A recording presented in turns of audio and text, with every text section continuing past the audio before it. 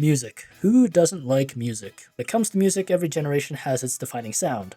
The boomers had rock and roll, Gen X had grunge and hip hop, and millennials had pop punk and electropop.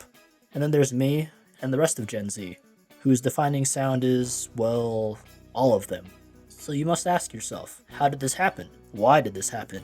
And there's the stereotype of boomers, Gen X, and the occasional older millennial to be like, kids these days don't have taste, they don't listen to real music. But in reality, I think they just don't get it. I swear, they just have a higher attention span and lower levels of brain rot, it keeps them closed-minded. For Gen Z, it's no longer about genres, it's about vibes. That's why I have so many playlists, all different for the most part, for whatever mood I'm feeling, whatever situation I'm in.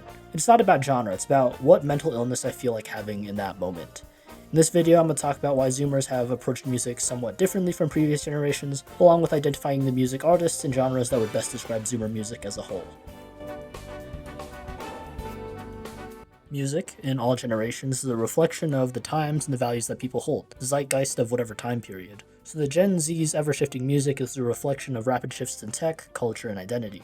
And it's pretty obvious that Gen Z music taste is mainly driven through the internet and advancements in technology. The advent of the smartphone plus streaming has given you access to infinite music of every time period of every genre 24/7. Past generations didn't have a choice. You listen to the radio, if you had CDs or cassette tapes, you're limited by space and portability. But now Spotify, Apple Music, YouTube, all within a few gigabytes on your phone, and included with it comes algorithms that recommend you music and tailor the listening experience to you specifically. People don't listen to the radio and MTV is dead.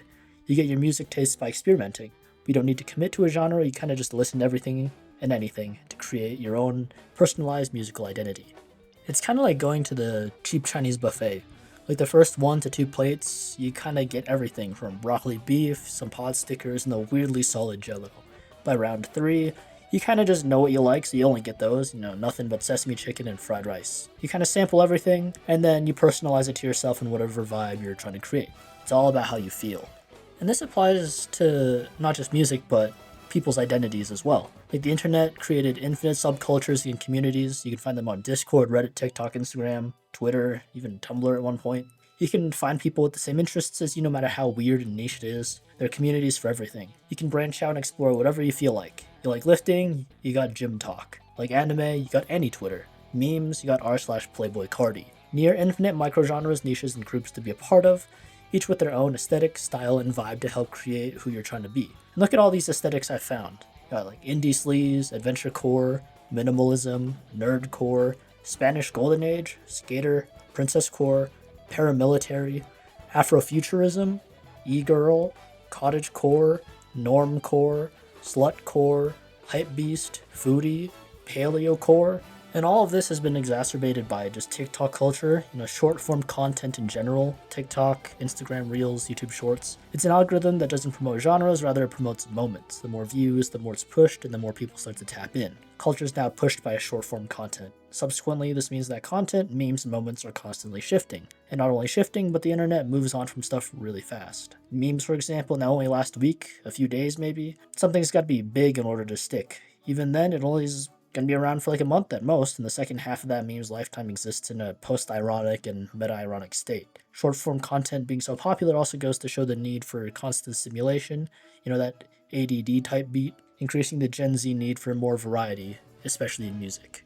From here we can see that musical identity for Gen Z is emotionally driven, culturally inclusive, platform native, and aesthetic and vibe focused. It's about curating versus conforming. Like even Spotify creates and recommends playlists for you based on what vibe you're looking for, if you're not looking for a specific genre. But if I had to box in Zoomer music tastes to a few genres and artists, here's what I've observed based on what is trending and what all the people I know listen to.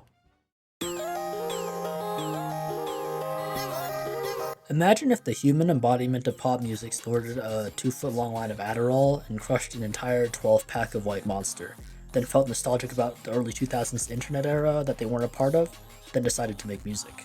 That's hyperpop. Take the basic parts of pop music and turn it up by 100. The BPM, well, consistency is overrated. BPM will change and should change direction sometimes because the artist got bored 30 seconds into their minute-long song. BPM is really high and also extremely volatile. The vocals should be auto-tuned and pitched up, and make sure the bass and treble are blown out. Your speakers should sound like they're slightly melting. Music combines pretty random stuff like pop, bubblegum pop, EDM, emo, and punk. Make sure to add in a decent amount of audio glitch effects, and there you have it.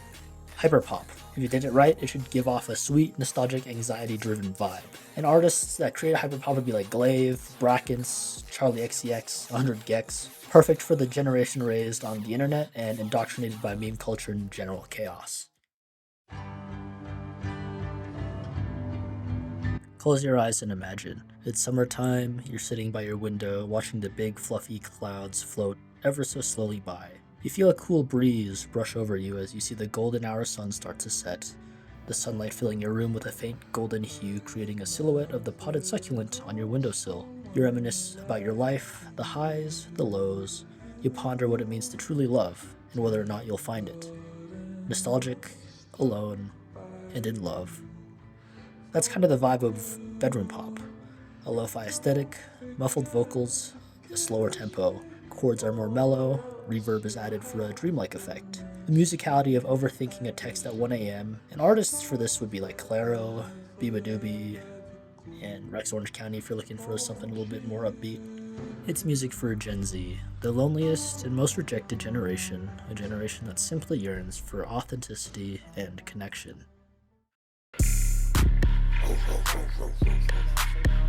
And here it is. Probably my most listened to genre, probably the most influential at least in the past 3 decades. It's no different amongst Zoomers, but I can hear some of you old heads right now. Playboy Cardi isn't good. That's not real hip-hop. Sicko Mode? Fiend? Juice WRLD? XXX? That's not real rap. That ain't real hip-hop. I thought Tyler the Creator was gay. I might as well say you're a balding 40-year-old who only listens to Jay-Z and Tupac. Like, bro, listen to some Pop Smoke and 21 Savage or something. Holy. It's good. Trust me. Especially since it's all about vibes, you can kind of just find everything in hip-hop right now. From trap, boom bap, West Coast, East Coast, emo rap, drill. There's so much. And hip-hop music has always kind of been influential. But I think even more so now. You know, music by like Travis Scott, Juice WRLD, Playboy Cardi, Tyler the Creator, XXXTentacion, and pretty much anyone else from the 2016 freshman cypher, really. It's everywhere, everyone listens to it, Zoomers are no exception. Before we get to the last genre, here are some honorable mentions. Indie pop, it's bedroom pop adjacent, like you're dancing in your room but you're also a little sad type vibe. Indie, alt-rock. It gives that kind of hopeful, upbeat, DIY garage band feel, the cool but kind of awkward vibe. Country, don't really know why, but Morgan Wallen has popped off, and we got people like Shabuzi as well. Look at the Billboard Top 100. I don't really listen to country that much, but I know a ton of Zoomers who do, and that has to be saying something. You have K-pop and global music in general, the New Jeans, Burna Boys, and Bad Bunnies of the world. You have access to global music, so as long as it sounds good, we don't care where it's from, we'll listen to it. And so the final Gen Z defining genre is the term coined as TikTok-core. This is essentially a broad term for whatever gets big from short-formed content, mainly TikTok. Something like TikTok can skyrocket an unknown artist into stardom, while shooting already big artists through the stratosphere. Songs put to edits, memes, and thirst traps. All you need is a song that goes crazy for 15 seconds, and that's all you have to hook anyone nowadays. And if you're an artist and you're not already tailoring your music for short-formed content, you're missing out on a massive audience. The artists that get big are all doing this with their songs in some way. For example, take Sabrina Carpenter and Espresso, almost 2.3 billion streams on Spotify. That song was created in a lab to sound good, chemically distilled to be perfect. Followed the formula to a T, from the beats and the length of the chorus, the hook and the vocals. It was made to be catchy and accessible to everyone. Like, listen to it, it's really good. And it was made to spread like wildfire on TikTok. It's totally different from something like Cult Status by JPEG Mafia. The complete opposite. TikTok core music really is just the defining genre for Gen Z. If it were like a genre, it really could just be anything and all kinds of music that just decides to pop off one day. I listen to a lot of music. My Spotify Wrapped said I listened to about 93,000 minutes last year. I've made way too many playlists, and what can I say? I get bored easily. When I'm at work, when I'm lifting, When I'm flicking heads in Valorant, I'm listening to something. When I'm at home, lying on my bed doing nothing, I usually have my AirPods in listening to music of some sort. And what happens when I get bored of my playlists? I check out whatever playlist is recommended to me, or I use Spotify's AI DJ to play music that is similar to a specific artist or matching a certain vibe I'm looking for. I'm a zoomer, I listen to pretty much anything and everything, and if I like it, I'm putting in one of my playlists like I just captured a Pokemon. So yeah, that's Gen Z Music Explained.